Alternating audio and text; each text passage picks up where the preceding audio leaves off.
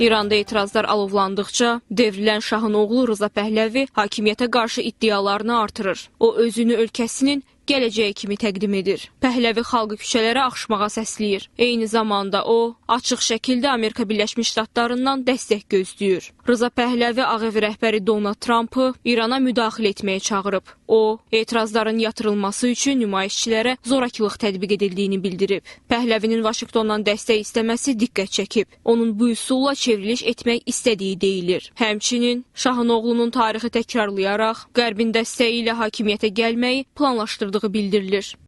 Rıza Pəhləvi cəmiyyətin bir hissəsinin dəstəyinə sahibdir. Hələ də atasının monarxiyasının nostaljisi ilə yaşayan insanlar onun diktator olmadığını düşünürlər. Pəhləvini dəstəkləyənlər ehtimal edirlər ki, monarxiyanın İrana qayıtması hər şeyi dəyişəcək. Onun populyarlığının cəmiyyətdə 80-85% olduğu deyilir. Amma bu gülüncdür. Statistikaya görə onun nüfuzu cəmiyyətdə 35% təşkil edir. Sual isə budur. Niyə son 46 ildə İslam Respublikasını bu qədər yüksək faizlə devirmək mümkün olmayıb? Çünki Pəhləvi onlara bu siyasi səlahiyyəti verməyib.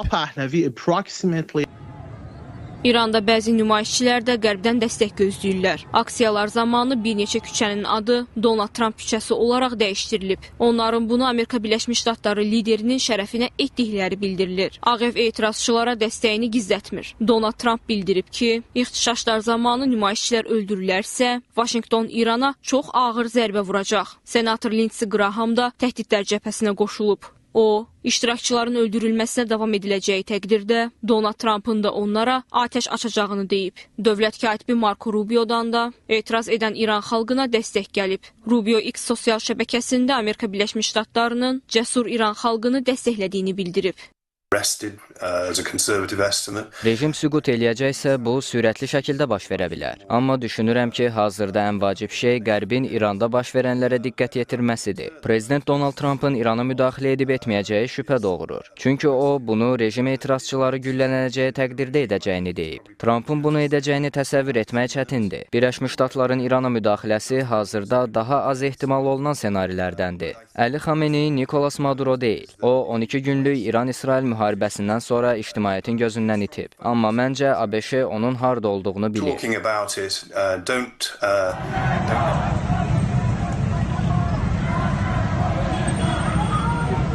Amerika Birləşmiş Ştatlarının İrandakı ixtişaşlara dəstəyi həm də texnoloji meydandan da gəlir. Davam edən etirazlar fonunda X sosial şəbəkəsi ölkənin bayrağını dəyişdirib. İslam Respublikasının bayrağının yerinə Pəhləvilərin dövrünə aid üzərində aslan və günəş təsviri olan bayraq qoyulub. Hətta İranın mövcud bayrağı ali dini lider Əli Xameneinin hesabından da çıxarılıb. Platformanın sahibi Elon Musk ölkədə internet dayandırıldığı üçün Starlink Peak internetini aktivləşdirərək qeyri-müəyyən müddət pulsuz giriş imkanı yaradıb.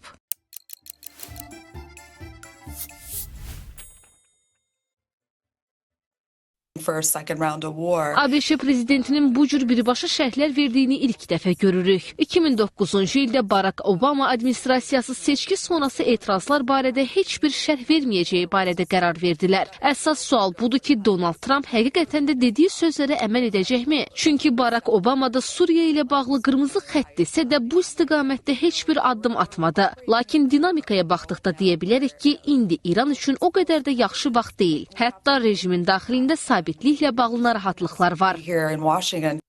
İranın ali dini lideri Əli Xamenei bəzi etirazçıların ABŞ prezidenti Donald Trumpın işinə yaramağa çalışdığını deyib. Onun sözlərinə görə, nümayişçilər Trumpı xoşbəxt etmək üçün öz ölkələrinə məxsus binalar dağıdırlar. Xamenei İranın öz prinsiplərindən geri çəkilməyəcəyini bildirib. O, Trumpı Fironla müqayisə edib. Eyni zamanda Ağ Ev rəhbərinin əllərinin İranlıların qanına bulaşdığını söyləyib. Tehran ixtişaşların alovlanmasında Amerika Birləşmiş Ştatları və İsrail ittiham edir. İran nümayişçiləri terrorçu agentlər adlandıraraq onların yanğınlar törətdiyini və zorakılığa səbəb olduğunu bildirir. Xarici İşlər naziri Abbas Arakçi dinc nümayişləri Vaşinqton və Təl-Əvivin zorakılıq etirazlarına çevirdiyini söyləyib. İran ordusu ölkənin milli maraqlarını qoruyacağına söz verib. Tehran ölkənin təhlükəsizliyinin qorunmasının qırmızı xətt olduğunu bildirib. İranda Vaşinqtonun nümayişçilərə dəstəyi qıcıq yaratsa da, devrilən şahın oğlu Rıza Pəhləvi gücünü elə onlardan alır. The Guardian yazır ki, Pəhləvi ixtişaşlardakı lider boşluğunu doldurmağa çalışır. Ağ Ev rəhbəri Donald Trumpın birinci prezidentliyi müddətində Pəhləvinin nüfuzu yenidən yüksəldi. Lakin Trump və digər dünya liderləri onu qəbul etməkdə tərəddüd edirlər. Çünki o, uzun müddətdir ki, sürgündədir. Rıza Pəhləvi son illərdə verdiyi müsahibələrdə hakimiyyətə qayıdarsa, konstitusiyalı monarxiya rejimi iddiaları ilə çıxış edib.